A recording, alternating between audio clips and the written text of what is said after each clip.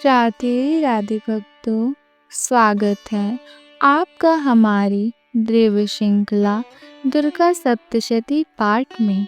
आज हम प्रस्तुत कर रहे हैं दुर्गा सप्तशती पाठ का अध्याय 9, जिसमें देवी माँ की अद्भुत महिमा और असुरों का विनाश वर्णित है।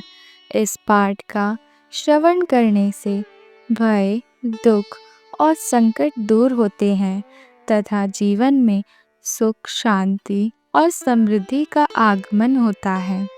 आइए मन, वचन और कर्म से पवित्र होकर श्रद्धा भाव से दुर्गा सप्तशती अध्याय 9 का पाठ आरंभ करते हैं। राजा ने कहा, ऋषिराज, आपने रक्त बीज के वध से संबंध रखने वाला वृतांत मुझे बताया है। मैं रक्त बीज के मरने के पश्चात क्रोध में भरे हुए शुंभ व निशुंभ ने जो कर्म किया वह सुनना चाहता हूँ।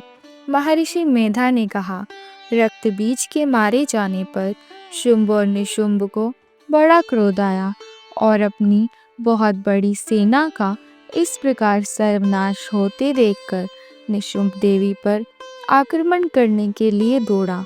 उसके साथ बहुत से बड़े बड़े असुरों देवी को मारने के वास्ते दौड़े और महापराक्रमी शुंभ अपनी सेना सहित चंडिका को मारने के लिए बढ़ा। फिर शुंभ और निशुंभ का देवी से घोर युद्ध होने लगा और वह दोनों असुर इस प्रकार देवी पर बाण फेंकने लगे जैसे मेघों से वर्षा हो रही हो।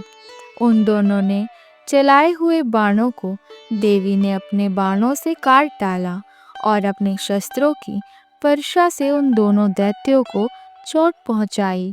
निशुंभ ने तीक्ष्ण तलवार और चमकीली हुई ढाल को लेकर देवी के सिंह पर आक्रमण किया।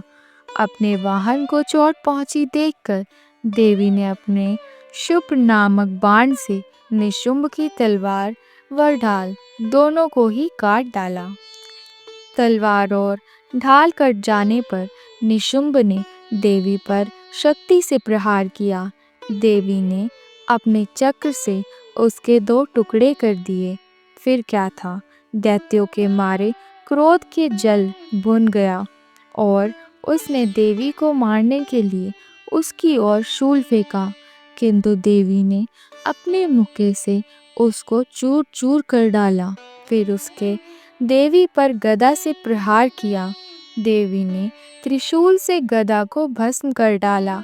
इसके पश्चात वह फरसा हाथ में लेकर देवी की ओर लपका। देवी ने अपने तीखे बाणों से उसे धरती पर सुला दिया।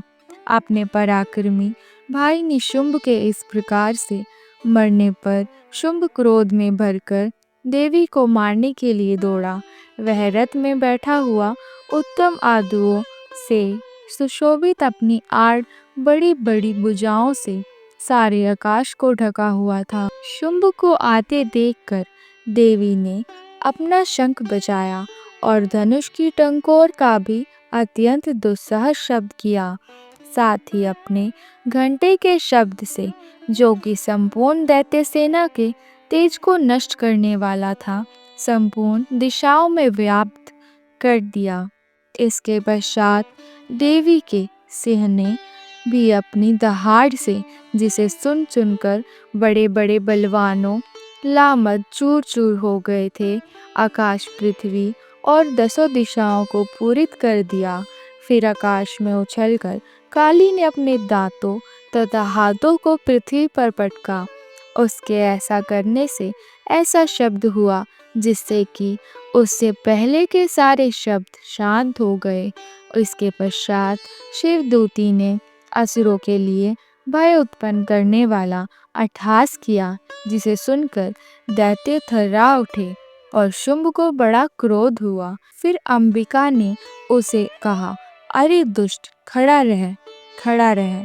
कहा तो आकाश से सभी देवता जय हो बोल उठे। शुंभ ने वहां आकर ज्वालाओं से युक्त एक अत्यंत भयंकर शक्ति छोड़ी, जिसे आते देखकर देवी ने अपनी महोल्का नामक शक्ति से काट डाला। हे राजन, फिर शुंभ ने सिंहनाद के तीनों लोक व्याप्त हो गए और उसकी पृथ्वी से ऐसा घोर शब्द हुआ जिससे पहले के सब शब्दों को जीत लिया।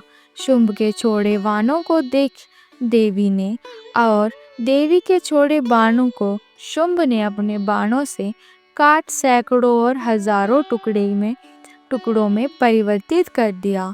इसके पश्चात जब चंडिका ने क्रोध में भरकर शुंभ को त्रिशूल से मारा तो वह मूर्छित होकर पृथ्वी पर गिर पड़ा।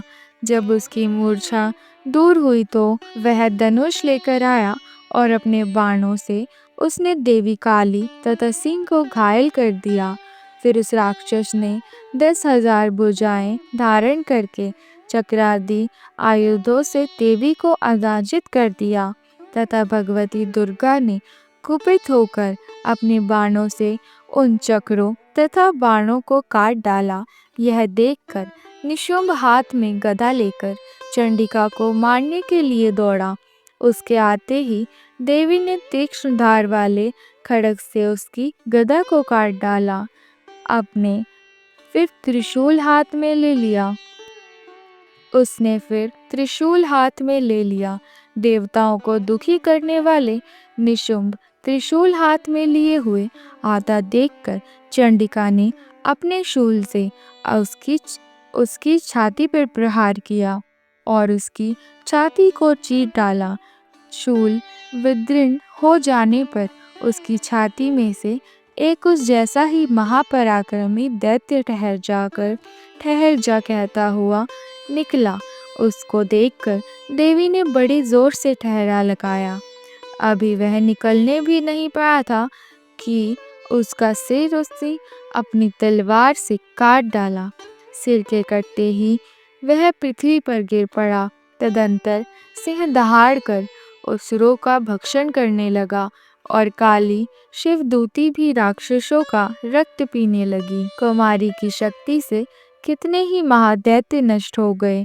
ब्रह्मा जी के कमंडल के जल से कितने ही असुर समाप्त हो गए। कई दैत्य माहेश्वरी के त्रिशूल से विद्रित होकर पृथ्वी पर गिर पड़े और बाहरी के प्रहारों से छिन्न भिन्न होकर धराशायी हो गए। वैष्णवी ने भी अपने चक्र से बड़े बड़े महापराक्रमी का कर्मचूर निकालकर उन्हें यमलोक भेज दिया। इंद्री से कितने ही महाबली राक्षस टुकड़े टुकड़े हो गए। कई दैत्य मारे गए, कई भाग गए। कितने ही काली शिवदूती सिंह ने भक्षण कर लिए। इस प्रकार संपन्न हुआ दुर्गा सप्तशती पाठ का अध्याय 9। इस दिव्य पाठ के श्रवण और मनन से माँ दुर्गा अपनी कृपा बरसाती है और भक्तों को अधिक शक्ति, साहस एवं जीवन में विजय का आशीर्वाद प्रदान करती है। यदि आपको यह पाठ अच्छा लगा हो तो चैनल को सब्सक्राइब करें, वीडियो को शेयर करें और माँ की भक्ति को और अधिक फैलाएं। अगले अध्याय के पावन पाठ में पुनः मिलेंगे। तब तक के लिए जय माता दी। राधे राधे।